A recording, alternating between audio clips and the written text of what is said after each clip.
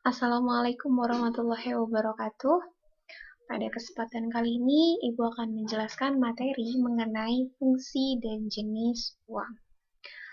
Segala aspek kehidupan saat ini membutuhkan uang, dan uang digunakan sebagai alat pembayaran dan alat tukar menukar yang sah.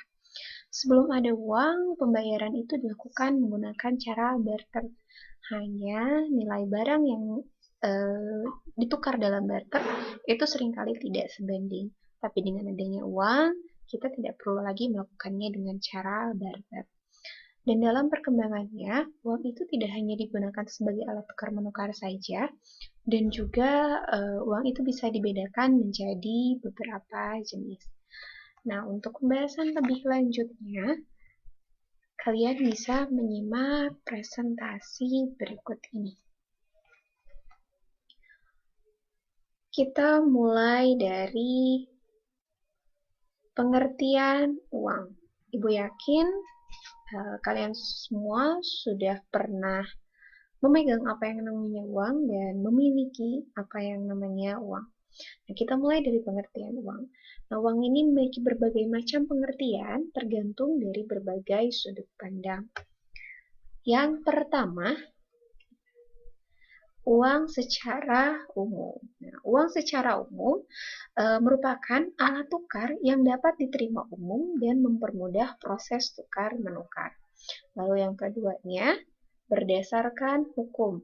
Nah, kalau berdasarkan hukum, uang adalah benda yang telah ditetapkan oleh undang-undang sebagai alat pembayaran yang sah. Lalu, pengertian lainnya lagi, itu ada yang berdasarkan fungsinya.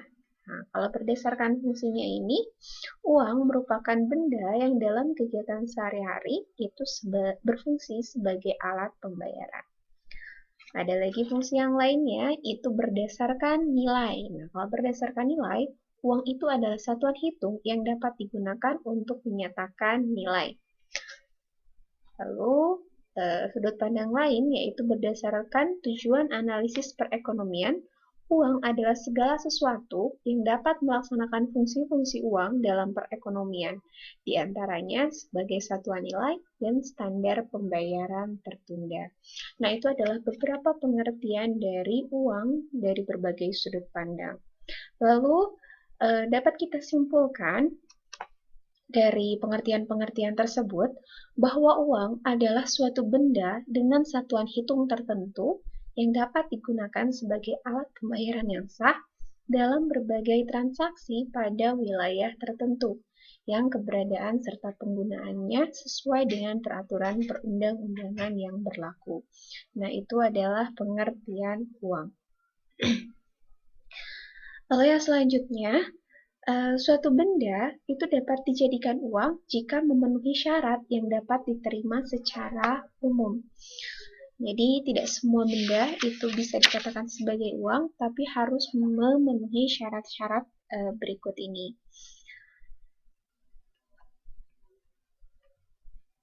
Yang pertama, syarat dari uang yaitu adalah acceptability dan cognizability. Artinya, uang itu harus dapat diterima oleh umum dan juga diketahui oleh umum. Jadi, bukan uang namanya kalau misalnya dia hanya diterima oleh kalangan tertentu atau oleh daerah tertentu saja, oleh lingkungan tertentu, tapi tidak diterima oleh lingkungan yang lain, atau hanya diketahui oleh sebagian orang saja. Jadi yang namanya uang itu harus acceptability, harus bisa diterima umum, dan juga cognizability, harus diketahui oleh umum. Itu syarat uang. Lalu yang selanjutnya syarat uang itu adalah stability of value. Jadi uang itu harus memiliki kestabilan nilai. Jadi jangan sampai hari ini misalnya uang 2000 itu bisa dapat permen 4. Tapi ternyata besoknya uang 2000 itu hanya bisa mendapatkan permen 1 buah saja. Nah, itu artinya nilai dari uang tersebut tidak memiliki kestabilan. Jadi, uang itu harus stabil nilainya. Lalu, syarat uang yang ketiga itu adalah elasticity of supply. Jadi jumlah uang yang beredar itu harus mencukupi kebutuhan dunia usaha. Nah, ketidakmampuan penyediaan uang untuk mengimbangi kegiatan usaha itu akan mengakibatkan macetnya perdagangan. Lalu syarat uang yang selanjutnya ada portability.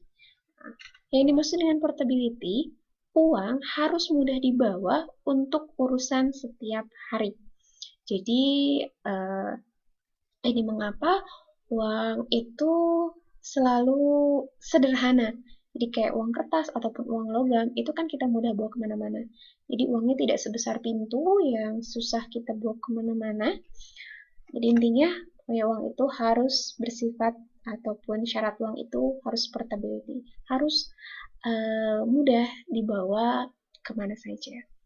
Lalu syarat yang selanjutnya dari uang itu adalah durability, yang artinya uang itu harus bertahan dalam jangka waktu yang lama dan juga tidak mudah rusak. Jadi mungkin contohnya pada saat kita menyimpan uang selama beberapa bulan, ternyata pas kita lihat uangnya nolnya hilang 1. Nah, itu kan tidak mungkin. Jadi yang namanya uang dia harus bertahan dalam jangka waktu yang lama, tidak mudah luntur juga kalau misalnya kena air, tidak mudah rusak juga. Nah, itu uang harus bersifat durability. Tidak seperti kertas ataupun logam biasa. Lalu yang selanjutnya menjadi syarat uang itu adalah divisibility. Nah, ini divisibility. Yang dimaksud dengan divisibility, uang itu harus mudah dibagi-bagi menjadi satuan ukuran nominal yang lebih kecil.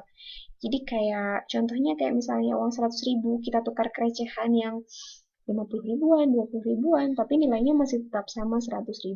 Nah, itu yang dimaksud dengan divisibility.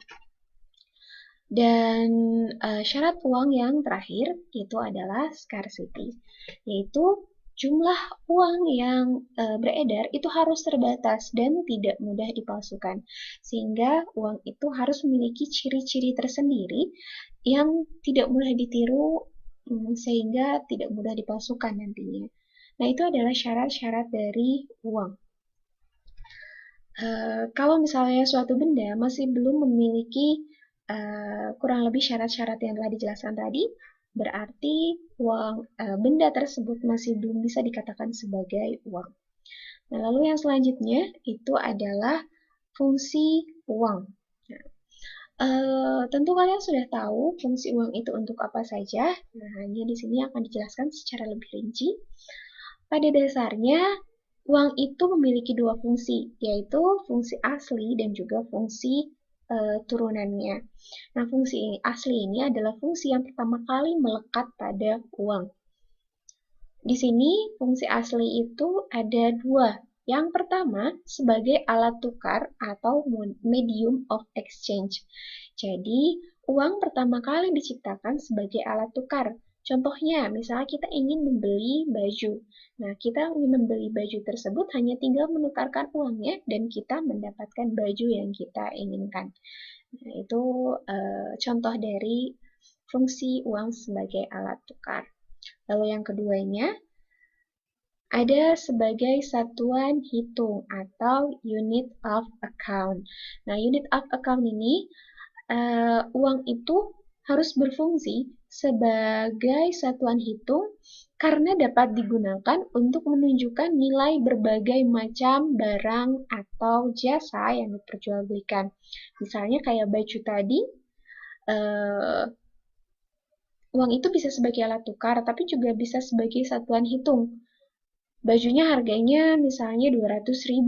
Nah, 200.000 itu yang merupakan satuan hitungnya. Nah, jadi dua hal itu yang merupakan fungsi asli ataupun fungsi primer dari uang.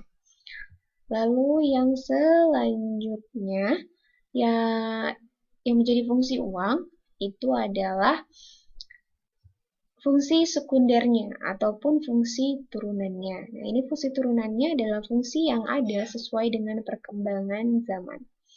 Yang pertama, fungsi dari uang itu sebagai alat pembayaran atau means of payment. Nah, contohnya misal kayak mau bayar sekolah, uang sekolah, nah itu dibayarkannya dengan menggunakan uang. Berarti uang di situ berfungsi sebagai alat pembayaran. Lalu yang keduanya sebagai satuan nilai atau unit of value. Jadi kayak semacam yang tadi lagi. Nah, unit of value ini contohnya kayak satuan nilai itu kayak semacam jam tangan. Harganya ada yang 100.000, ada yang 10 juta. Nah, berarti kita sudah bisa menilai bahwa harga yang 100.000 itu barangnya kualitasnya rendah, sedangkan harga yang 10 juta itu kualitasnya bisa lebih baik lagi. Nah, itu sebagai satuan nilai. Lalu yang selanjutnya sebagai alat tukar. Ya, sebagai alat tukar itu sama seperti fungsi asli dari uang. Lalu yang selanjutnya sebagai alat pembayaran utang atau standard of deferred payment. Jadi kalau misalnya kita punya utang, maka dibayarkannya itu dengan uang. Lalu yang selanjutnya, uang juga bisa berfungsi sebagai alat penimbun kekayaan. Misalnya kayak seorang pengusaha yang menabung uangnya di berbagai bank, nah itu bisa menjadikan uangnya sebagai alat penimbun kekayaan.